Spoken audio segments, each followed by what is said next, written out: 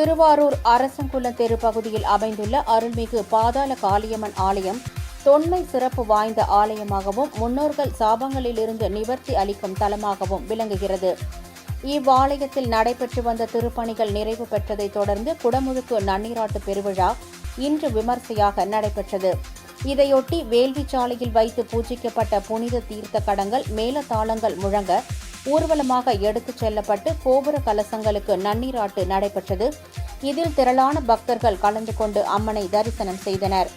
இதேபோல் மயிலாடுதுறை மாவட்டம் சீர்காழி ரயிலடி சாலையில் புதிதாக கட்டப்பட்ட ஸ்ரீ வள்ளி தெய்வானை உடனாகிய வேல்முருகன் ஆலயத்தில் குடமுழுக்கு விழா சிறப்பாக நடைபெற்றது. தருமபுரம் ஆதீனம் 27வது குருமகா சன்னிதானம் சீலஸ்ரீ மாசிலாமணி தேசிக ஞானசம்பந்த பரமாச்சாரியார் சுவாமிகள் முன்னிலையில் நடைபெற்ற இந்த குடமுழுக்கு விழாவில் திரளான பக்தர்கள் கலந்து கொண்டு சுவாமி தரிசனம் செய்தனர். இதனைத் தொடர்ந்து பக்தர்களுக்கு அன்னதானம் வழங்கப்பட்டது. செங்கல்பட்டு மாவட்டம் மதுராந்தகத்தில் அமைந்துள்ள பழமை வாய்ந்ததும் வரலாற்று சிறப்புமிக்கதுமான அருள்மிகு ஏரிகாத்த கோதண்டராமர் திருக்கோவிலுக்கு குடமுழுக்கு விழா நடத்த முடிவு செய்யப்பட்டு சுமார் 3 கோடி ரூபாய் செலவில் பழமை மாறாமல் புதுப்பிக்கப்பட்டது. கடந்த 3 ஆண்டுகளாக நடைபெற்று வந்த இந்த பணிகள் நிறைவு பெற்றதை தொடர்ந்து இன்று குடமுழுக்கு நன்னீராட்டு பெருவிழா இன்று காலை வெகு விமர்சையாக நடைபெற்றது.